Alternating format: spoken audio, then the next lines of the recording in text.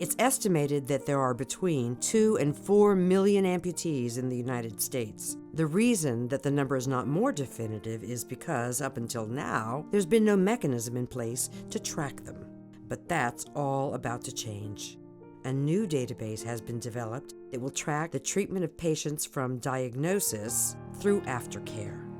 It's called Limb Loss and Preservation Registry, and according to experts, it will change the way that healthcare professionals, insurance companies, and patients themselves will manage care. There's a lot of lack of knowledge about the industry, about the condition, and about the care management and the intervention that goes into this field. We sat in Washington, D.C. in December of 2001 and built the playbook on how to rehab amputee patients from our war. And with that, we started essentially from scratch. That's pretty sad that there's gaps in the data. We're citing 25 years ago data on, there's 2 million amputees, there's 2.1, there's 4 million. How many get legs? How many don't, right? And so we just don't know what we should know about our patients. What we do need is a single source of truth so we can mine the data, get some insights that will be consistent and to help the clinicians understand what the best care management track would be and what the best outcomes can be attained. While the registry will help practitioners and insurance companies in making care decisions, it will also help patients engage and manage their own care. At age 10, I was in a car accident and lost my legs below the knees and went to a rehabilitation hospital for about 2.5 months. Learned how to walk on prosthetic limbs. I've had 14 sets of artificial limbs over 49 years.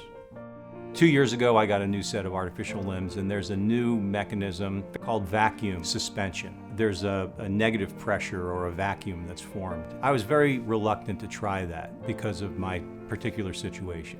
So my prosthetist waited about 5 or 6 years to present that to me, and worked with other patients. Said, I've been through this with 8 or 9 people, and I can tell you that this is something we should try. I tried it, I love it. That's a microcosm of what the registry can do. Development of the Limb Loss Registry was slowed during the COVID pandemic, but it has recently begun to be populated with data, and those who have been working on the project expect big things. When you restore mobility for even one patient, you actually get them up and mobile and fully participating in their lives, in their communities, in their families, in their work life, so that you have full members of society able to reach their full potential. Healthcare data is evolving quickly, and so registries of the future are really collaborative data hubs linking hospital, prosthetist, orthotist, and patient-reported outcomes measured data over time, as well as potentially connecting to other registries to bring the entire care picture of patients into focus. So I was just in Germany, and they're starting an amputation registry, and they're patterning it after what we've done here. Knowledge is power, right? So the more information we get, the more we can do to make better decisions.